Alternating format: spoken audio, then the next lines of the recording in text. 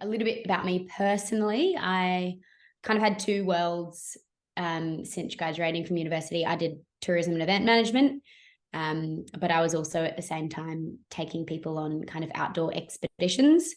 So I've always had kind of this connection to the outdoor world and interest in our wild places. And then when I started working more in the arts, I kind of started at arts festivals. So I started at the Adelaide Festival, and I guess really what led me on this path to sustainability and action on climate in our industry is a bit of kind of shared frustration with a lot of the challenges and consumption and travel. And I think every industry is kind of grappling with similar challenges. It's a global problem that we're facing. But I kind of just started learning and working proactively within the space that I was at the time to kind of form a green team and go carbon neutral. And since then, I've worked with Green Music Australia. I've worked with Tim Minchin, kind of a lot of contracting and project-based work within this space. And, I'm still learning a lot, but I think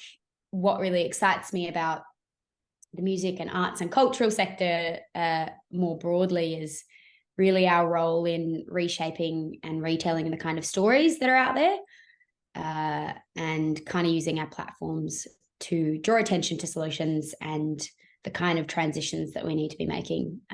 I think, everyone has a favorite musician. Not everyone has a favorite politician, and unfortunately that's where the decision-making lies. So I think the more we can kind of get people excited about this stuff and bring more people into the conversation and make it more of a collective vision, then I think there's real hope for a better future. So yeah, that's my spiel.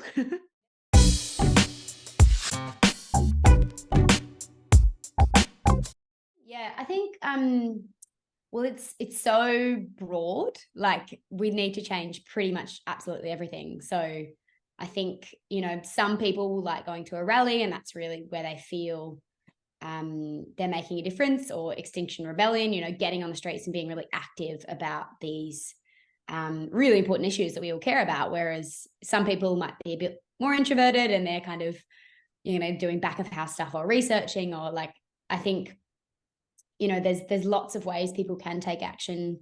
And also a lot of the time there's lots of barriers. Like I think taking action and having time and capacity and sometimes money to really prioritize this stuff is really a privilege. I think, especially now, like bringing climate justice into the conversation, a lot of the communities that are first hit by this crisis, they're not in countries where they have as much support or as, as much money, or they've got other priorities. So I think, and that also translates to Australia and America and the UK. It's kind of like there's a lot going on. So I think sometimes there's other barriers to people, for people to take this kind of action. But also there's a lot of information out there. So I think people don't really know where to start.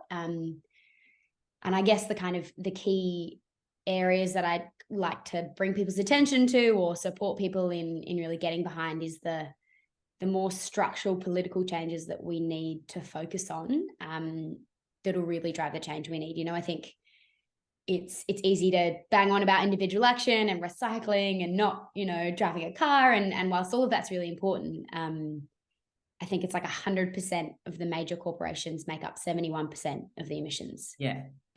So, and that's also really hard. It's kind of like, as an individual, you're like, well, how do I get there? But in Australia, that's like divesting your money from companies that are financing fossil fuel projects, or, really making sure your vote counts, getting active in your community and speaking up about things you care about, whether that's more cycle lanes, community gardens, getting a, solar put on your school, or, rooftop at home, or whatever it looks like. I think there's a lot to do, but it is overwhelming. So it is. I think at the same time, that is so minuscule compared to opening a new coal, oil or gas project. Like it's important and we need to focus on it as an industry, but music is great. And, you know, I think we need art and culture and, you know, creativity to bring us together as human beings and communities, and especially to share these messages of hardship and struggle. So like really it's about how do we continue to do that without having a negative impact on the planet. And there's tons of exciting ways we can start to really practically apply that on the ground. But I think there's still a lot of guilt and shame and frustration on the individual. And I think that's really unfair. I think it's a reasonable response, and individual action is a really great place to start. But, you know, at the moment, there's just been a new fossil fuel project approved in Australia called the Scarborough to Pluto development. And that is going to have the equivalent emissions of 25,000 international flights every single day for the 25 years. So that's massive. And that's one project. And in Australia, we've got, I think, 111 projects still being expanded. And that's just one country. So like we need rare earth materials for this transition. We still need fossil fuels, but we just can't open new projects. So it's, you know, I think getting that awareness out to people and then connecting them with campaigns to help, you know, speak up and say, actually, we don't want this, is equally as important as the individual being conscious of their own actions.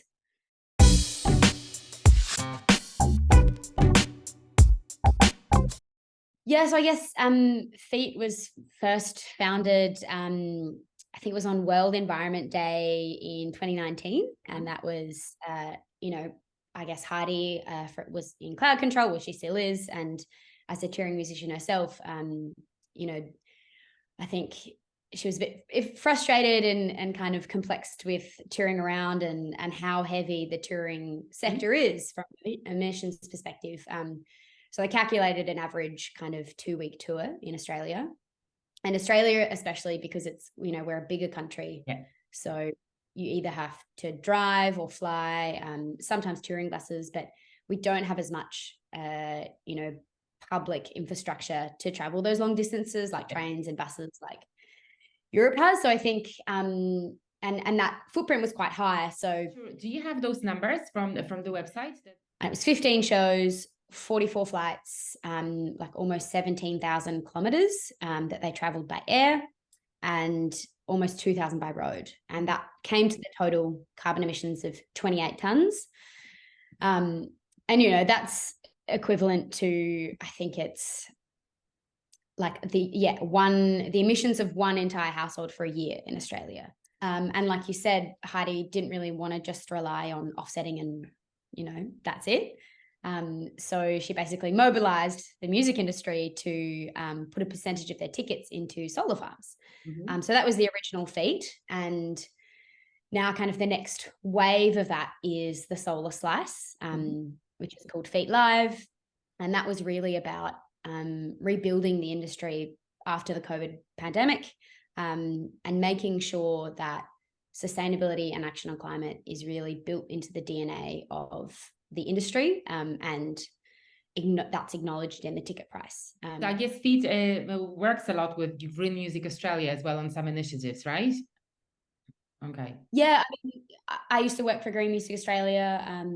They're a pretty small team as well. Brilliant team. And we've all got like a similar goal, right? So we'll help each other out and team up. And, you know, I think it's, from my experience in the climate and environment space, is someone like you get frustrated and you want to change. And so you like start a thing or do a thing or build a group or a community or a network. And there's so many dots out there. And I think what the UK has done really well with Julie's Bicycle and the British Arts Council is really mobilize that and come together.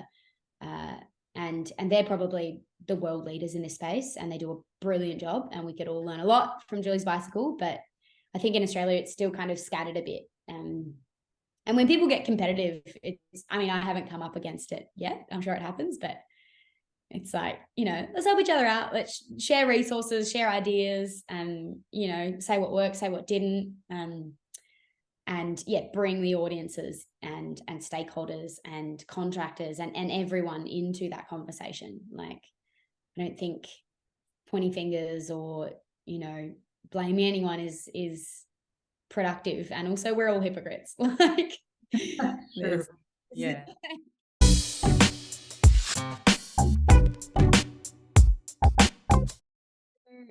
It's myself, and I'm kind of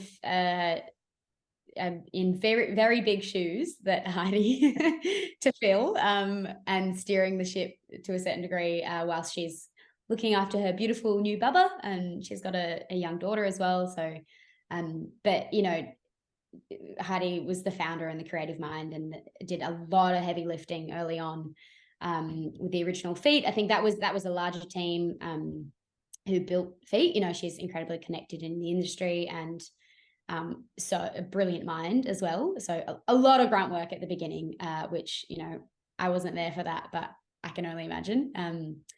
And James is also on board. He runs a pretty big marketing agency called Bolster. And him and Heidi, so him and Heidi really teamed to launch FEAT Live. And again, a lot of work behind the scenes, you know, meeting up at least every single week to talk about, you know, how to make this thing work. How can we start to build it into the DNA of festivals? How can we work with people to acknowledge that it's a priority and also fund that? And, you know, chatting with First Nations leaders, climate scientists, industry connections, talking to ticketing agencies, like, you know, because I mean, it's a small team, but we also collaborate and team up a lot, right? It's like we work with impact partners, we work with the best in the game for, you know, renewable energy or reforestation, or, you know, that's where the bulk of this money goes, is to be like, hey, this is the thing we want to do. Let's bring in the experts, and yeah, like work together. So it's not, you know, it is a small team. We do a lot, but also it's all about teamwork and collaboration. So, and the wonderful festivals and their representatives, and yeah.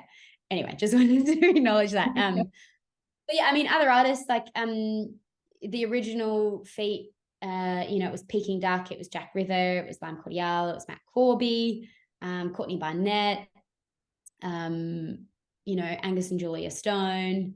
Who else? I think the Rubens. That's all I got off the top of my head. That was the original FEAT, but I think, you know, there's definitely interest there from so many more artists.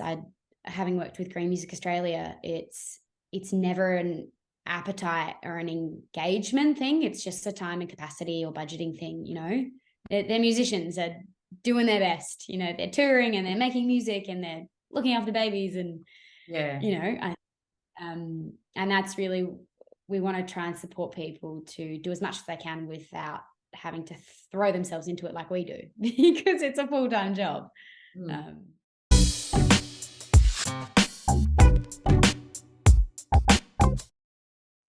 So yeah, I mean, in the early days, I think, you know, when Heidi started learning about the environmental impact of touring, she just kind of did a huge deep dive and basically picked up the phone to scientists and climate, you know, experts. And I think, I mean, she'll tell this story better than I will, but the response was overwhelmingly supportive, and it's a two-sided experience, and that translates to a lot of the things we consume in this world. You know, live music is a consumable product. At the end of the day, there's resources that go into it, huge amounts of resources.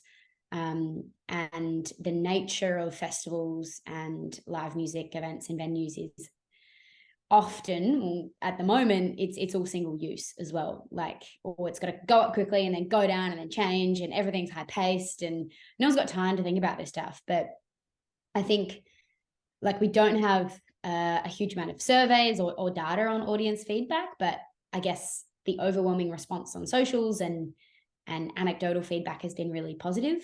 I think people really care about this now, and there's a level of responsibility that you know, us as contributors in the industry have to really step up and take a leadership role in this space. Yeah, and I think often we think about it so much when we are in an outdoor setting, because you can really see the accumulation of waste, and you can see, you know, the carnage at the end of these events, like you mentioned. You know, I think there's probably a similar amount of consumption and waste and single use in people's homes, but we have bins and we have recycling, and so that it goes away and we don't see it. You know, I think festivals are small cities, so whilst they highlight the challenges and the problems and the things we need to shift away from, they're also really good testing grounds for the solutions and behavior change. You know, like, but I mean, to that point, we won't get there alone with behavior change, because behavior change is really hard, and you know, it's clunky and it takes time. So really what we need is these organizations, institutions, festivals, musicians to really draw a line in the sand and start to put some kind of legislation, policy, rules. You know, it's like if you run a red light, you get a fine. It's a bad thing to do. It's not part of the road rules. You know, like, I think hopefully in the future we have some kind of flying tax, or like, and the UK is actually exploring that at the moment, which is exciting. If you fly too much, you have to pay more. I think that makes sense. Like, or, you know, catering events, we just make them plant-based because we know that has a huge climate impact. People can eat whatever they want at home, but whilst you are here, it's just a simple and climate, you know, conscious way of catering for the masses. You know, I could bang on about that for ages, but I just think that's okay. Yeah. It's not going to work to put it on the onus, on the individual. You know, you can provide incentives, but at the end of the day, especially festivals, people want to like forget about this stuff. They want to have fun. Like, I think that's when the musician can come in and be like, I'm excited about saving our native forests. Like, help me get behind this campaign. Or, you know, please everyone don't trash, you know, but let's party with the planet is one of the campaigns from Green Music. And I think that is really central to what we're trying to do at FEAT as well.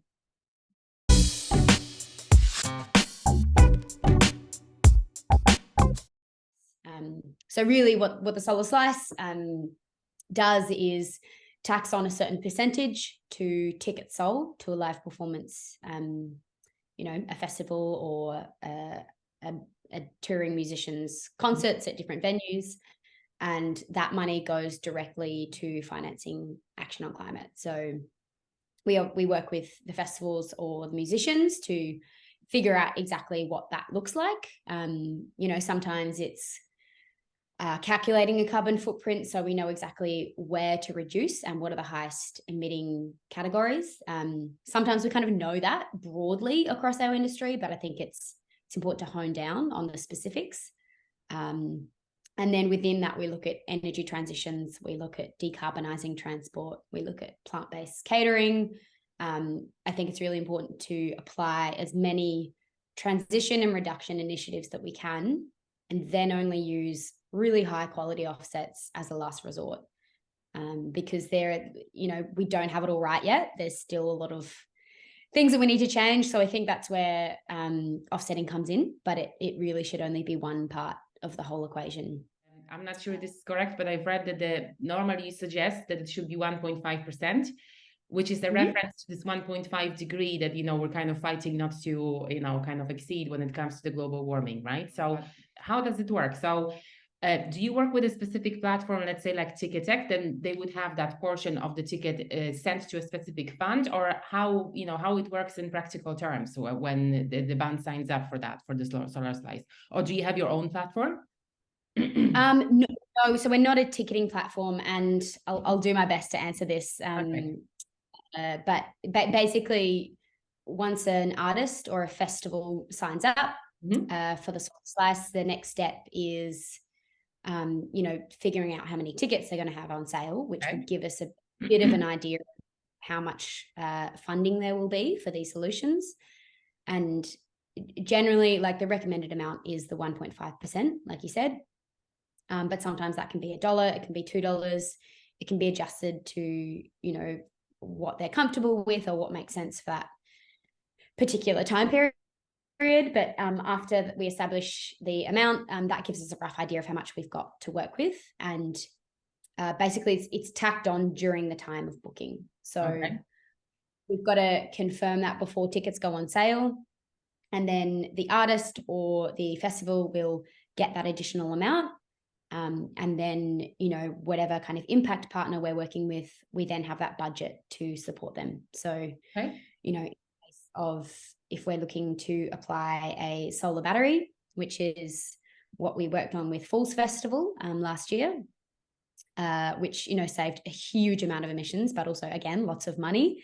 That little pocket of funding can support our partner. At that time it was a Greco, to bring in a solar battery and run that during the festival. So that's kind of how it works practically. And there's, you know, there's a small percentage that goes towards FEAT for the admin and the work scenes and getting everything up off the ground and rolling smoothly. And you know, part of that is also telling the story. So we'll work with the artist or the festival to pull together some kind of content for that piece or that initiative.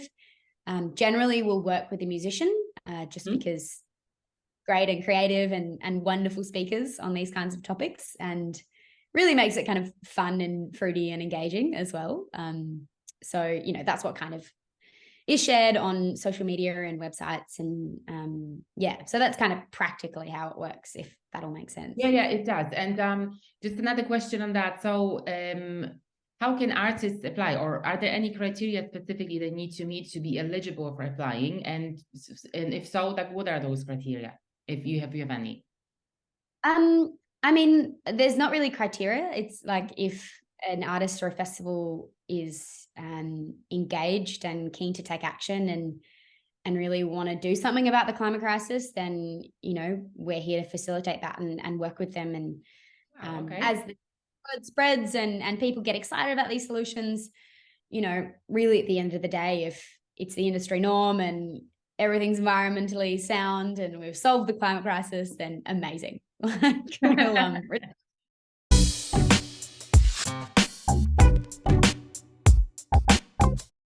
We've got two, and Lime Cordiale, like they are just, you know, brilliant, creative, proud environmentalists themselves. I think they're both so beautiful and engaged and switched on in this space, which is, I think that's the great thing about working with these artists. They're usually kind of at the forefront of thinking these things.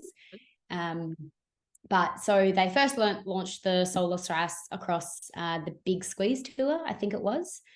And, you know, they looked at robust carbon accounting. They worked with a company called Reforest Now to plant a bunch of trees to offset the unavoidable emissions. And also, you know, they supported some First Nations companies as well, as part of acknowledging that that's a really important part in Australia, especially around climate justice. And they also recently just applied the Solar Slice on their country club tour in Australia, and they applied that to getting 2 electric vehicles up off the ground for part of their national tour. And that was an super exciting initiative. We teamed up with a company called Good Car Co, and they basically bulk buy secondhand electric vehicles to make them much more affordable. They're also brilliant and such a wonderful team to work with. And yeah, so Ollie and Louie and the band, they jumped in an electric van which could carry around their gear, which is obviously important for touring musicians. And then they had a Nissan Leaf as well for a couple of the crew. And, you know, we only had them for 10 days, but we saved almost 600 kilograms of CO2 and over $600 on fuel as well. So I think, you know, it was a bit of an adventure at times. Like the charging infrastructure still isn't as available in Australia as it needs to be. But it was also really surprising how accessible it was. I think going into that initiative, we're a bit like, oh, like, are we going to break down? Is it going to work? Is it even going to have a positive impact on the environment? But it was super fun. The cars are great to drive. And, you know, not only did we save emissions in like a small little pocket of that, but we also saved heaps of money. So yeah, I think that was one part of the Solar Slice. And we also worked with a kind of AI carbon calculating company called NetNada to do a full assessment or carbon calculation of their tour. we're currently in the process of reviewing that and looking at, you know, where we're having the biggest impact, but also supporting some kind of offset scheme through that.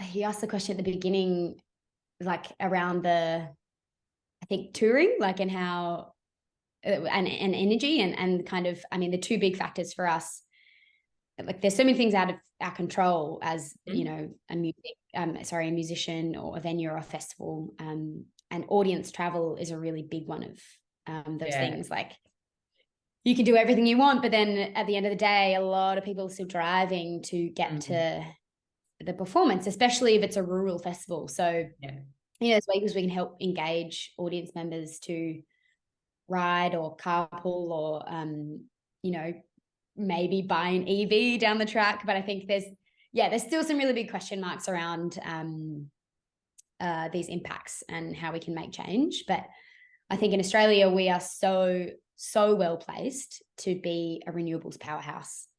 We have so much space, we have so much sun, we have so much wind.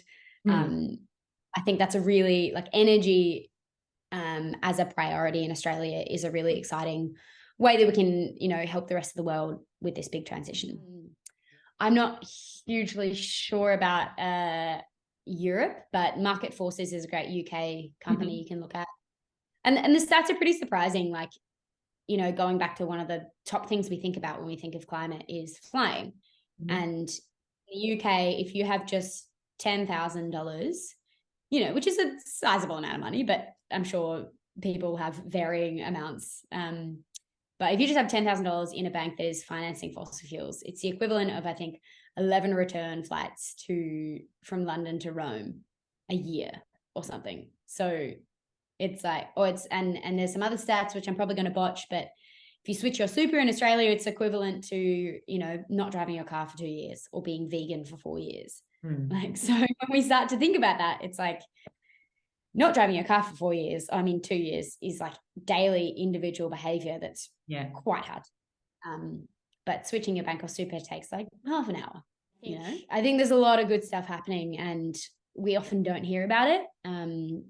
And what the fossil fuel industry is so good at doing is mobilizing and getting really clear on their messages and lobbying and sneaking their way into every, like in Australia, you know, we still see it on major sporting events or their logos on major arts organizations. So, and I think change is happening and it'll be more and more on the forefront of audience members' minds. But, you know, at the same time, like if you're going to a multi-day music festival, one of the biggest waste streams is campsite waste.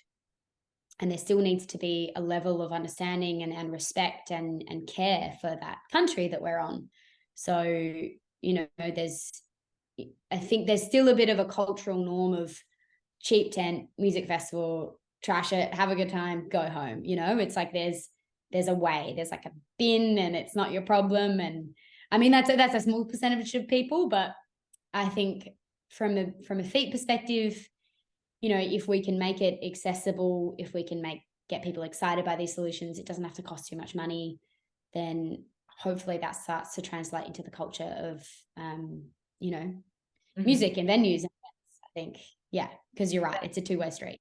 I was working with a phenomenal Alex Kelly. She's a writer and producer, and you know, she just mentioned that she's a reluctant climate activist, and I think it's such a good point to kind of bring up, because I think a lot of people are. It's like, I'd rather be hiking. I'd rather, you know, be going to live music and just enjoying it instead of looking around and being like, oh, that's like plastic and energy consumption. And like, I think a lot of people in this movement are, and it's a lot of work, but I think the more that we come together on it, then you can just drive things so much quicker. So